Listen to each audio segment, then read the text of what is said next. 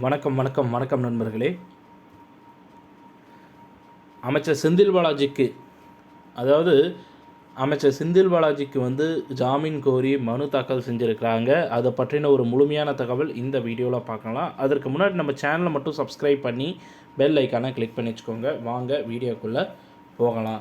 சட்டவிரோத பண பரிமாற்ற தடை சட்டத்தின் கீழே அமலாக்கத்துறையால் கைது செய்யப்பட்ட அமைச்சர் செந்தில் பாலாஜி நீதிமன்ற காவலில் புழல் சிறையில் அடைக்கப்பட்டிருக்கிறாரு.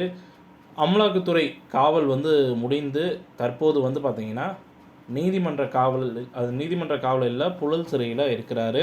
அமைச்சர் செந்தில் பாலாஜி ஜாமீன் கோரி சென்னை முதன்மை அமர்வு நீதிமன்றத்தை நாடலாம் அப்படிங்கிற மாதிரி தெரிவிக்கப்பட்டது. ஸோ அமைச்சர் செந்தில் பாலாஜியின் ஜாமீன் கோரும் மனுவை எந்த நீதிமன்றம் விசாரிப்பது அப்படின்றதில் பெரும் குழப்பம் ஏற்பட்டுச்சு. ஸோ ஜாமீன் கோரி செந்தில் பாலாஜி தரப்பில் சென்னை முதன்மை அமர்வு நீதிமன்றத்தில் நேற்று மனு தாக்கல் செய்யப்பட்டுச்சு.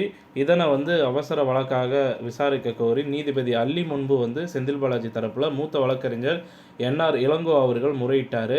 ஜாமீன் மனு மீதான விசாரணை விரைவில் வரும் அப்படின்ற மாதிரி எதிர்பார்க்கப்பட்ட நிலையில் செந்தில் பாலாஜியின் ஜாமீன் மனுவை எம்பி எம்எல்ஏக்கள் மீதான வழக்குகளை விசாரிக்கும் சிறப்பு நீதிமன்றமே பார்த்திங்கன்னா விசாரிக்கும் அப்படின்ற மாதிரி முதன்மை அமர்வு நீதிபதி அல்லி அவர்கள் உத்தரவிட்டிருந்தாங்க.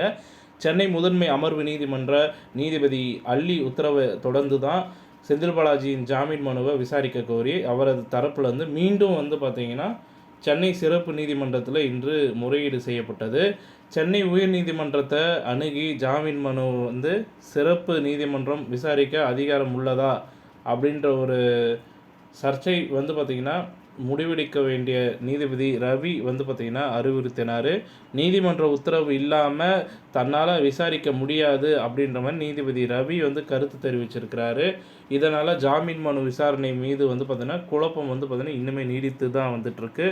இதனை தொடர்ந்து தான் சென்னை உயர்நீதிமன்றத்தை நாடிய நிலையில் அமைச்சர் செந்தில் பாலாஜியின் ஜாமீன் மனுவை சென்னை முதன்மை அமர்வு நீதிமன்றம் விசாரிக்கும் அப்படின்ற மாதிரி உத்தரவிடப்பட்டிருக்கிறது.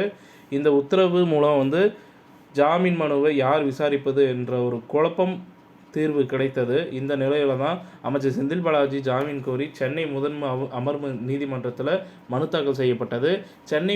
சென்னை உயர்நீதிமன்ற உத்தரவு அடுத்து ஜாமீன் மனு தாக்கல் செஞ்சுருக்கிறாங்க. முதன்மை அமர்வு நீதிபதி அல்லியிடம் பார்த்திங்கன்னா முறையிட்டிருக்கிறாங்க அப்படின்பது குறிப்பிடத்தக்கது.